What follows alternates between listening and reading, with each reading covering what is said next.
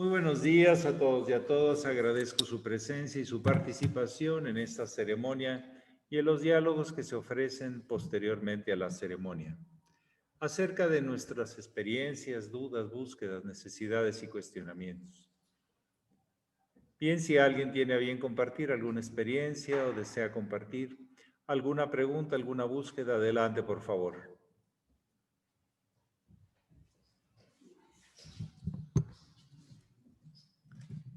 Sí, adelante. Buenos días. Buenos días. Quería hacer un tipo de pregunta, comentario acerca de Jesús. Y Jesús Cristo, como si fuera Enrique y Enrique López. Como si este nombre compuesto de Jesús Cristo tuviera diferente trabajo protagónico en esto de Jesús y Cristo. En la ceremonia se dice corazón de Jesús, no dice corazón de Cristo. Y entonces eso me hizo pensar como si esa entrega de esa ceremonia cósmica, que es un dar y un entregar. Los que estamos oyendo entregamos y los que están diciendo también. Entonces, y al final se dice que viva Cristo Rey y que reviva Juárez. Pues sí, en la vida de Jesús, decía, oye Cristo, ¿qué pasa? Oye. No, oye, Jesús es mi hermano, esto, lo otro, para aquello, y hablan de Jesús y no dicen el Cristo. Y el Cristo cuando lo crucifican, y entonces tiene otra acepción o otro trabajo, otro compromiso. El compromiso de antes y el compromiso de cristalizarse. Dije yo, bueno, y como que son dos trabajos diferentes, ¿no? El Jesús y el crístico, el estado crístico y el estado crístico, pues sí, pero es fácil decirlo, pero no dice que es una cruz. Entonces sí. Es más fácil decir de Jesús. Y bueno, su punto de vista de Jesús, Cristo. Sí, de hecho acabo de hacer un estudio sobre eso, que después de 45 años me llegó la información o más de esto.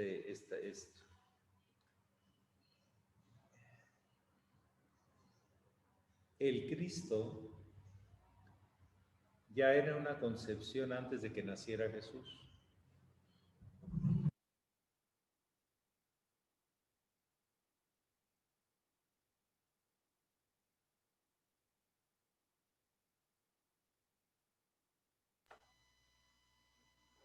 No se está escuchando. Bueno, Dulce Chela. Decía que el Cristo tiene diferentes, era algo que esperaban los judíos y que tiene diferentes versiones en cuanto a su expectativa. David había sido el gran gobernante, el que los había dado una identidad. Querían a alguien así, pero querían también un profeta. Querían, pues, de todo, depende de lo que necesitara cada quien. Los políticos, pues, querían volver a reinar sobre Israel. Pero las tradiciones de sabiduría, como los esenios, sabían que ese Cristo vendría a liberar la conciencia de la condición humana. Vendría a sanar el cuerpo, sanar el alma y iluminar el espíritu. Y entonces los primeros cristianos, de hecho, hay una P, no sé si han visto, y como una X. Esto en realidad no es Pax, así literalmente, sino es la figura del Cristo, que representa, y en griego significa el ungido en la luz. el ungido en la luz. Después se puso la P, la X esa y el alfa y el omega. Fue tomando un sentido, es el principio y es el fin, es la gran meta, la gran liberación, la vuelta hacia la conciencia y condición del todo, de la unidad. Entonces el Cristo,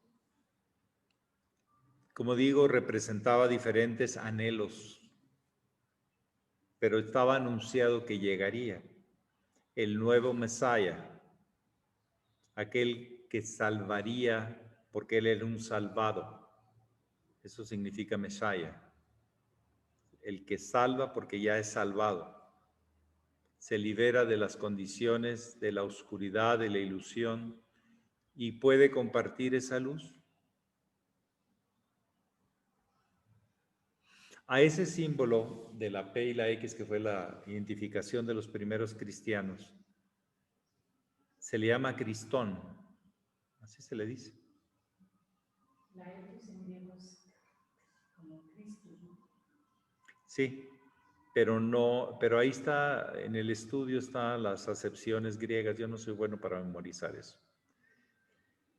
Y entonces, es un estado de conciencia, es una misión a cumplir. Primero hay que salvarse uno para poder salvar a los demás. Era claro que el Cristo estaba liberado, como en el caso de las tentaciones al salir del desierto, de los apetitos animales. Pues necesitaba comer, pero no era su urgencia, no se vendía por eso. No se le vendió al Satán por un gran banquete y estando en ayuno. No, no era eso. Él tenía algo mucho más que estaba buscando cumplir, la misión del Cristo. También estaba liberado de la condición de ambición de propiedades, de territorialidad, de apego a los poderes temporales. No aceptó lo que a Satán, de mentiroso, le dijo que le iba a regalar si se sometía a él, o sea, al instinto. Si tú te sometes a mí, yo te haré, te haré rico, te haré poderoso. Todavía hay gente que promete eso. En los políticos les encanta esas promesas, ¿eh? Por lo pronto te traen a muerto de hambre, pero un día te prometen darte todo. Es una historia ya conocida de las famosas tentaciones o de las ilusiones que genera eso.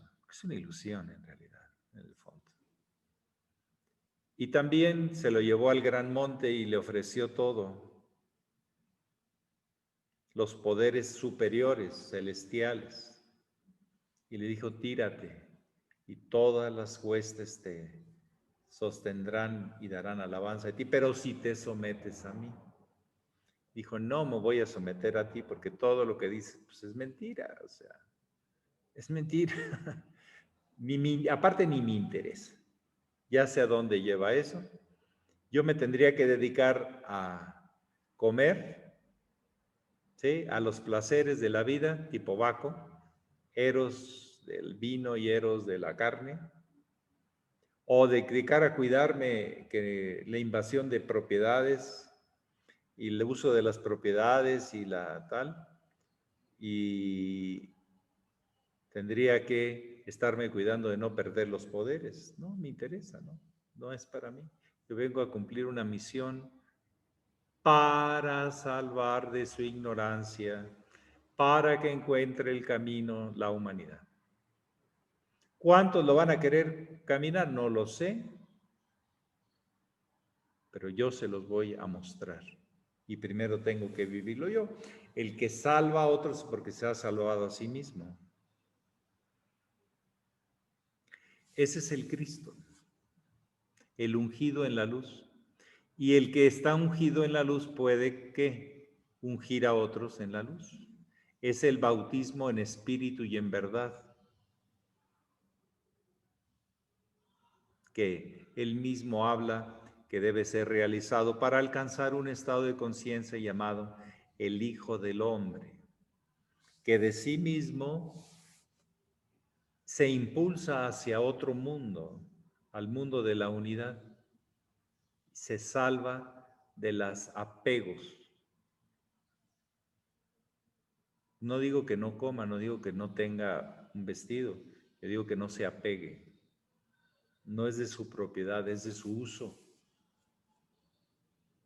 y del buen uso que hay que hacer de ello para servir a la obra, servir a la vida. Entonces, es todo un tema lo que significa tener el estado crístico, o alcanzar, o experimentar, o ungirse en ese estado crístico, porque es unción en la luz, bautismo en la luz, porque bautismo significa unción también.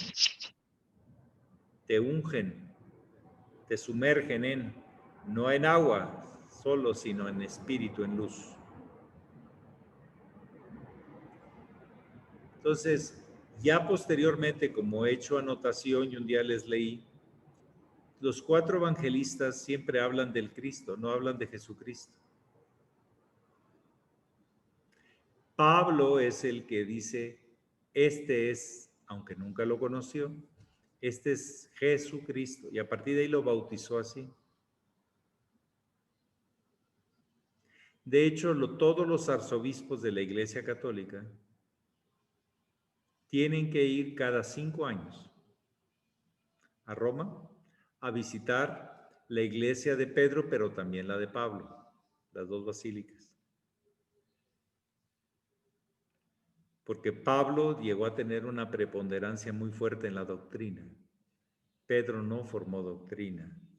Pedro formó conductas, una línea de trabajo. Pero Pablo sí formó la doctrina, el cuerpo místico de Cristo, y trajo de otras culturas y la adaptó al tema del cristianismo como doctrina. Pablo es más de doctrina, aunque fue señalado Pedro para generar y dirigir la iglesia, la comunidad, que significa eso, iglesia. Entonces, sí, más que decir Jesús López, como usted dijo ahorita, es licenciado Jesús, es una atribución, es un oficio. Arquitecto, ingeniero, sabio. Y ahí no importa el apellido, importa la sabiduría, importa el conocimiento que tengas de aquello, de lo que te vas a dedicar. Y que era un gran artífice de que generaba gente que pudiera trabajar sobre sí mismo para brindar mejores hechos a la vida. Eso es lo que vino a enseñar. Un cultivo de un nuevo humanismo y un nuevo divinismo, si podríamos decirlo así, de aprender a servir a la obra divina en todo, como si fuera tu prójimo, porque todos somos uno en la obra del Señor, en la obra de Adonai, la obra divina, la obra de Dios. Para algo nos ha creado la obra, pero es para servir desde diferentes formas a esa gran obra. Entonces, más que un apellido de una característica propiedad, es una atribución de un oficio. El oficio de la que te lleva a la gran iluminación. Lo que el Buda les enseñó a sus discípulos, lo que el Cristo les enseñó a sus discípulos. Pero había que liberarse, había que descondicionarse de las atracciones, los placeres y las ambiciones. Ese es el gran maestro del camino crístico. Este es como yo lo he ido configurando y últimamente hice una investigación. Ya aparecerá en uno de los luces y vínculos que les ofrezco. Toda esta historia del inicio, de la espera del antecristo y del Cristo. Y cómo inclusive en el Imperio Romano llegó a acuñarse una moneda con un lado el César y por otro lado el Cristo. Constantino I, que fue el que declaró al cristianismo como la iglesia oficial o la religión oficial del Imperio Romano, las mandó a acuñar. Y ahí está una fotografía de esa moneda. Muy interesante. Pero todavía más interesante es que todo esto, y ahí también lo narro, es que toda esta configuración de lo que ustedes ven de esa P y esa X en un círculo, que es la representación del Cristo esperado y el Cristo presente y el Cristo siempre presente, el estado crístico, proviene de la cruz ansata. No sé si han visto una cruz que tiene arriba un enlace, una semilla, como el tema espiritual, que era la llave de los misterios en los egipcios. Entonces la tradición iniciática para alcanzar esos estados continuaba. Mucha gente puede usar los símbolos, pero realizar el símbolo de la cruz ansata o de la cruz enlazada que llevaban precisamente Anubis, el que cuidaba la tradición, era el perro que cuidaba la tradición, el fiel a la tradición, y que por cierto, Isis entrega esa llave a su hijo Horus, que representa el Cristo, el que vuela alto, el Quetzalcóatl, el que lleva las plumas, el que domina el aire, lo superior, el cielo. Se lo entrega para que él descubra la llave de los misterios. Pero es interesante, los egipcios tenían mucho sentido de lo iniciático. No todos, había gente que nada buscaba el poder y otras cosas, pero hay gente que sí buscaba la sabiduría. ¿Por qué la naturaleza entrega la llave de los misterios de sí misma a su hijo? Para que se libere y regrese a traer esa luz, esa ley. Ella no es su misión, es la misión del hijo. Pero la misión de ella es entregarles, revelar los 7 velos, pero la llave es la cruz ansata. Entonces hay toda una serie de continuidad de símbolos, de referencias, que eso no fue inventado por los judíos del año 0, por ahí, ¿no? Son miles de años antes de que naciera Jesús. Se hablaba de ese camino, de esa posibilidad de un estado de conciencia. Es muy interesante ver que hay continuidad, que no es un capricho, que no está en una persona, sino en un camino de realización, un camino de desarrollo de la conciencia y liberarnos de nuestros apegos, de nuestras cosas. La última tentación siempre para alguien que lleva este camino es el apego al poder. Por eso el muy sublime maestre le impuso al hermano mayor que al llegar al 6º grado ya no usara títulos. No le retiró los que llegó a tener, pero no los usó, porque tenía que ser simplemente alguien que mostrara el camino sin autoridad formal, sino su autoridad era totalmente congruente con sus hechos. Inspiración, liberado de todo apego al poder. Pero bueno, Esa fue la señalización del muy sublime maestre para esta orden. No la inventé, ahí está. Desapéguese de todo puesto público y dedíquese a preparar material y a servir a los hermanos. O sea, lo manda como a decir, en el campo de fútbol se le llama el utilero. Llévele refrescos, llévele impulso, anime a la gente para que también lo intenten. Pero al final tiene que haber un desapego total. Fíjense que el Cristo no centró el tema de su iglesia en él, ¿o sí?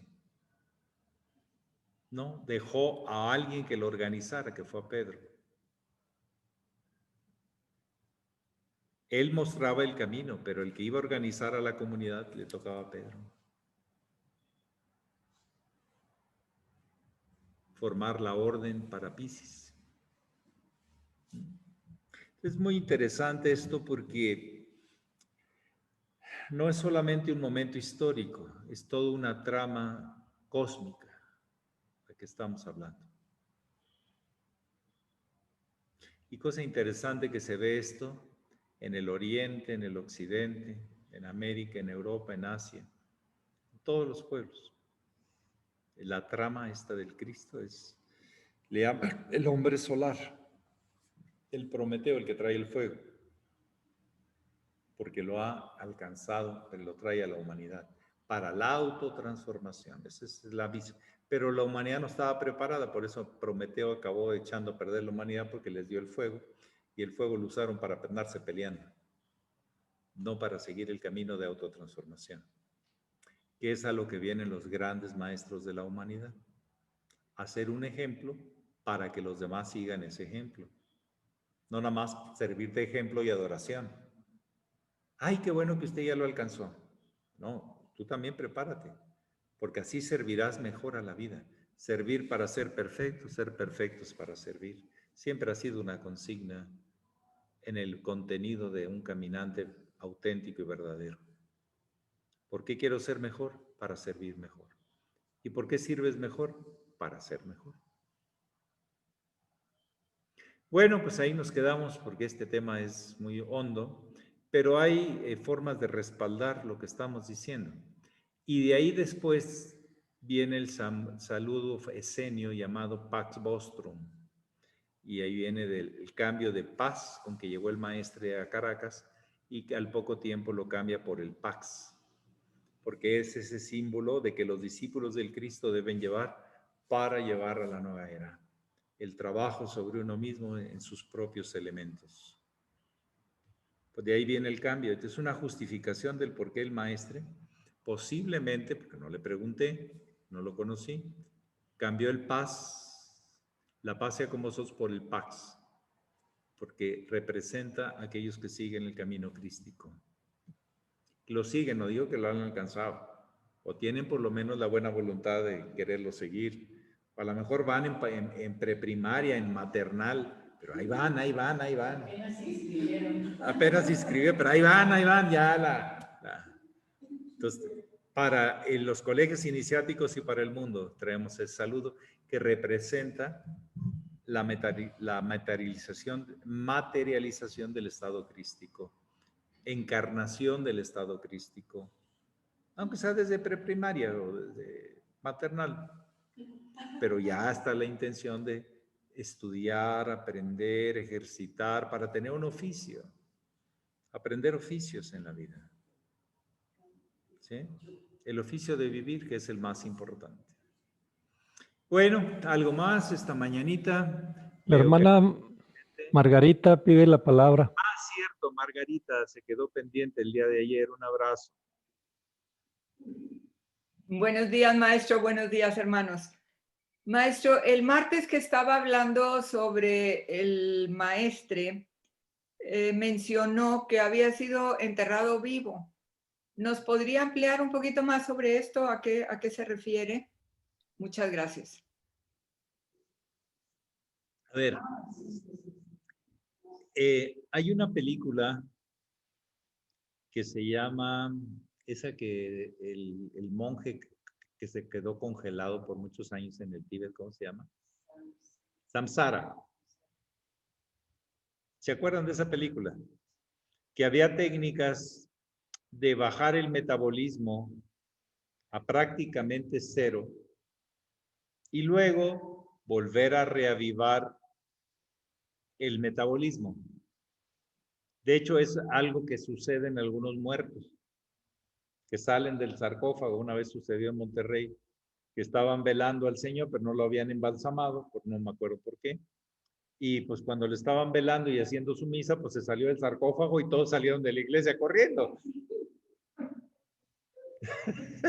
De veras sucedió una vez. Hay gente que temas del corazón y otros fenómenos de salud pueden volver a revivir después de unas horas, porque se baja el metabolismo y luego se vuelve a reactivar. Ese es el tema de las famosas resurrecciones de Lázaro y de todo eso. Entonces, en el Tíbet había escuelas o había transmisión de ese conocimiento y esa experiencia. El maestre de la Ferrier lo ubica en el Chantan, que está ligeramente al noroeste del Tíbet, de Lhasa. Son mesetas y montañas donde hay unas cavernas, y dentro de esas cavernas hay personas que van a experimentar la transición a la muerte y el regreso, o la total liberación. Es o hasta lo que se llama el nirvana, ¿cómo se llama? Nirvakalpa Samadhi. Entonces, todas esas tradiciones del conocimiento de la vía de la gran liberación estaban ahí en el Tíbet. El maestre nos narra que experimentó eso y que fue enterrado en unas paredes de tierra.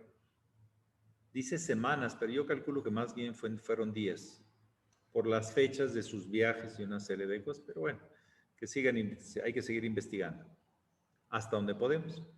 Pero él nos narra eso, y que los mismos compañeros de lagarta, de aquellos que buscan la luz y que llevan la luz y transmiten la luz a la humanidad, le dijeron que si bien era muy noble alcanzar esa liberación y era el objetivo de todo caminante en el camino búdico, en el camino crístico, ser ungido en la luz, en la unidad, la humanidad necesitaba instrucción, y que él era un resumen de ciencia, de arte, de misticismo, de espiritualidad, y que debía regresar para educar a la humanidad, que sería una pérdida todo eso que él ya había desarrollado, que la humanidad lo necesita. Entonces él regresa después de esa experiencia, bueno, va a Australia, luego regresa a Europa y escribe sus siguientes obras. El sexto mensaje, el séptimo mensaje, Yoga Yogismo, el arte de la nueva era y los 36 propósitos psicológicos y otras obras más como el Aum, el libro blanco, etc. Él tenía la misión de decirle a la humanidad, miren, somos un resumen de todo esto, en lo artístico, en la tradición del yoga, del alto misticismo espiritual, con método, no solamente con fe, sino con método. Y él fue lo que transmitió, vino a dejar eso. Y cosa coincidente, como a los 3-4 meses de la primera edición de Bogotá del Yoga Yogismo, se da el 27 de diciembre de 1962, que supuestamente lo entierran. Pero el maestro Estrada hablaba de que no murió ahí, que él llegó a tener contacto espiritual con él en otros planos. Y además hay otras narrativas históricas de gente que lo vio después. Pero eso ya no nos toca a nosotros. Él murió para nosotros y nos dejó la obra para ser realizada. Ya lo que él hizo en la siguiente etapa no lo sabemos. En este plano o en otro plano no lo sabemos con ciencia cierta. De hecho, hasta la misma trama de Jesús, que si se murió en la cruz y que si se fue a Cachemira y que si no se metió en el Tíbet y que se vino a América y que sí. Ah, también hay una teoría de esas. Ah, bueno. Okay. Bueno, pues, pero no hay notario público ni selfies que te atestiguen eso. Lo importante es que nos dejó un trabajo a realizar, un camino a ser vivido y compartido. Eso es lo más importante. Y no tiene que ver nada con el apego al poder, ni con el apego a las posesiones, ni con el apego a los impulsos más básicos que tienen su nobleza, pero que pueden limitarte y distraerte de tu verdadera misión. Bueno, no sé si contesten algo su pregunta, Margarita. Sí, maestro, muchas gracias, se lo agradezco. ¿Sí? Entonces, sí hay esas técnicas. De hecho, hay algunas líneas rosacruces que hacen eso. Bajar el metabolismo y quedarse en estado, la psicología le llama catatónico, pero no es exactamente. Y luego vuelven a revivir. Hay gente que se queda en estado catatónico y se queda paralizado como vegetal por un tiempo y luego el metabolismo vuelve a activarse. Es de ese tipo de experiencias peligrosas, pero que para el que está preparado y no pierde la conciencia de sí mismo y no está apegado a su cuerpo ni a sus posesiones, posiblemente es una experiencia de liberación y se ve la vida continua. No se ve interrumpida. Es como si alguien conscientemente entrara al sueño, sacara información y regresa. Pero tiene acceso a todo. Es toda una experiencia eso. Esto fue más o menos en el maestre, en el año 50. No, perdón, fue en el 49. En el año 49 tiene este tipo de experiencia, que es muy interesante para un Capricornio Escorpio aparte, con la Luna y Plutón en la casa 8 en Cáncer. Descubrir todas esas matrices de información o almas o almacenes de registros de la vida que están en mí y están en todos.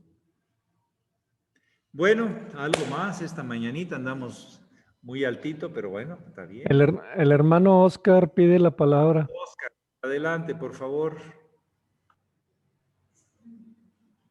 Buenos días, maestro. Buenos días a todos. Buenos días hasta Chile.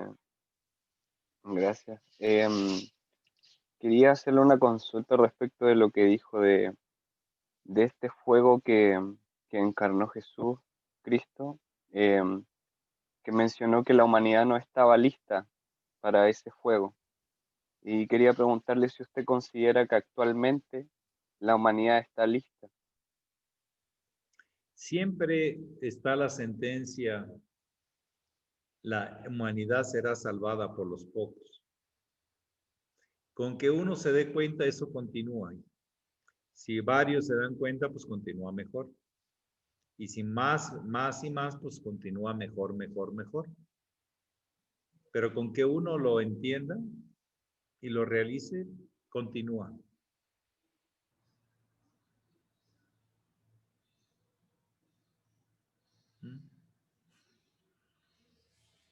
Sí, pero la gran humanidad no está preparada para muchas cosas, deforma las cosas.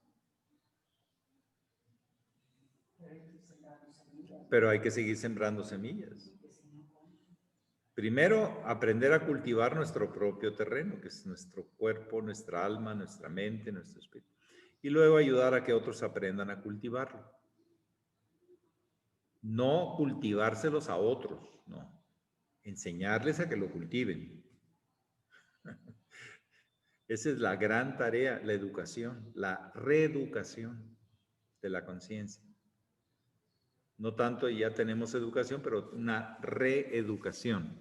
alineados hacia la gran tradición de sabiduría eterna, la verdad eterna.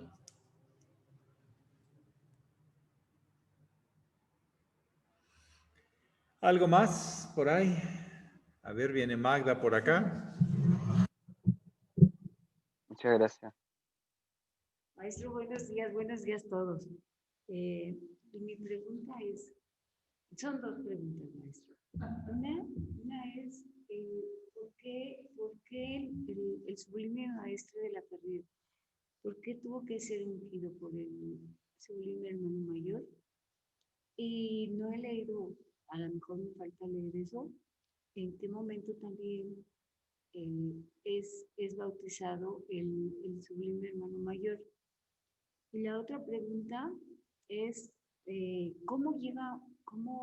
por qué, si ya ganamos esa luz para estar aquí y para transmitir la gran obra? Nada más. Venía muy tranquilita, muy serenita, pero mira nomás. Paquetón. A ver. ¿Hay alguien que representa la tradición? El maestre Laferrier en Venezuela fue realizado un bautizo. Alguien lo bautizó poniéndole la mano en la cabeza. Fue el hermano mayor. Y alguien lo invitó al agua, algo así, en la parte de agua, fue Juan Víctor Mejías. Eran sus discípulos. Pero él tenía que mostrar la humildad. La abnegación no venía a mandar, venía a servir a sus discípulos. Venía a despertarlos. Y esos discípulos reconocen en el maestro el mensajero. Por eso se da este bautizo. Pero el que le toca ejercer el punto del fuego, el ámbito superior, fue al maestro Estrada. Aparte es el que conocía de eso. Había estado ligado a tradiciones de místicas desde hacía mucho tiempo, posiblemente desde muy niño. Pero no místicas religiosas, sino místicas espirituales, iniciáticas.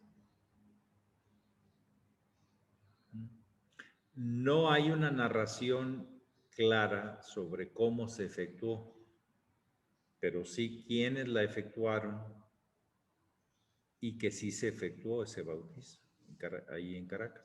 Creo que fue en el Arram de Limón. ¿Por qué Jesús, siendo un maestro más grande que reconocía el mismo Juan el Bautista, es el que le toca bautizar?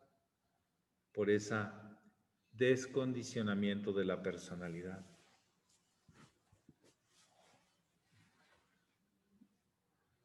No apego al poder, él venía a servir. Entonces, permite que ese enlace lo haga un discípulo. Es como decir, ¿quién glorifica el trabajo de un padre o una madre? Los hijos. Por eso les toca bautizar.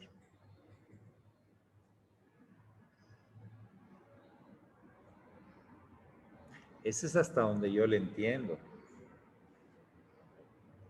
Pero bueno, ahí el maestro Estrada es el que habla más sobre eso y habría que estudiarlo.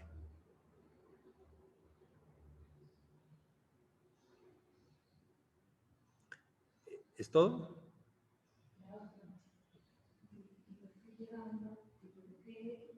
Si ya en otras circunstancias de la vida hemos ganado el estar aquí.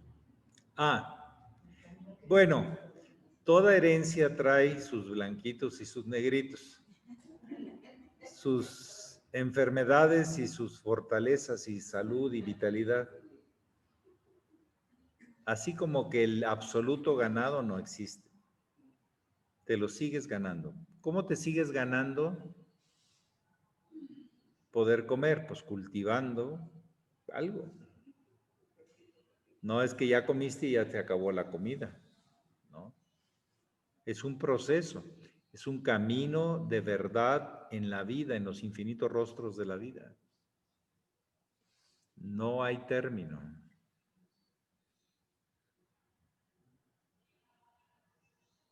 Porque como dice el maestro, el más grande aquí es el más pequeño en el otro reino. Si no son como niños, no nacerán de nuevo.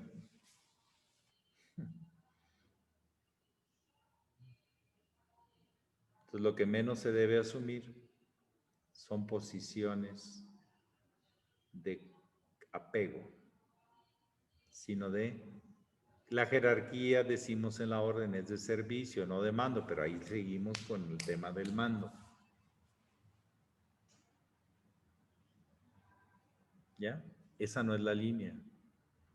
La línea es esa, servir para que otros crezcan, para que continúen. Bueno, algo para terminar esta mañanita, que andamos, no sé cómo anden los planetas, pero andan muy alegres.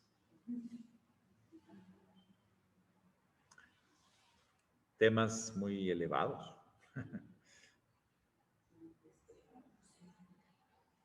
Pero que abarcan el servicio a lo que está también abajo, para caminar desde abajo, desde los cimientos hasta los detalles finos de la vida.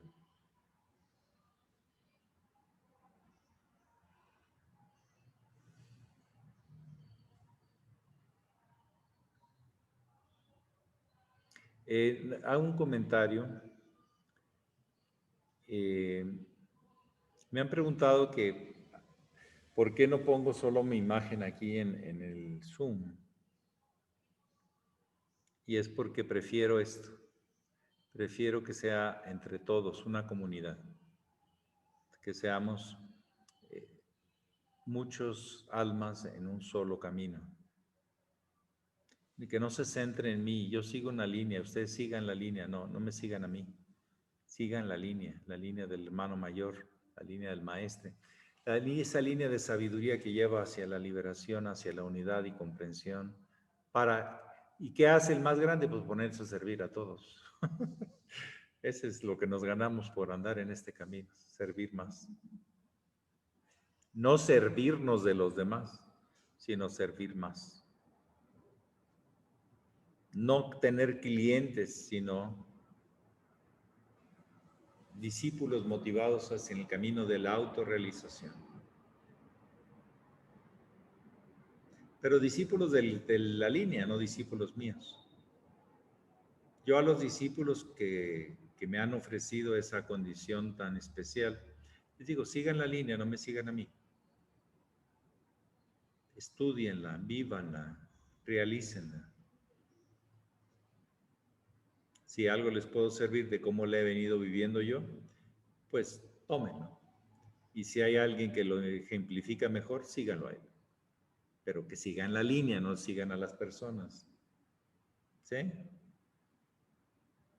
Porque luego hay privilegios y canonjías y esas cosas que no sirven para nada más que perder el camino. Perder el camino. Bueno, pues agarren la onda, decimos en México, agarren su patín y vamos a darle duro. Porque cuando uno agarra un patín de esos, hay que seguirle dando. Ya que agarras, abuelito, ya tiene que seguirle dando y luego cambiar para el otro pie. Agarren su patín y vámonos. ¿Hacia dónde? Hacia el conocimiento más profundo de nuestra verdadera misión. Como decía el Buda, nuestra verdadera y auténtica naturaleza. Como decía el muy sublime maestro, lograr conectar la verdad eterna, descubrirla y vivirla. Como decía el hermano mayor, alcanzar estado de conciencia de omnipresencia divina.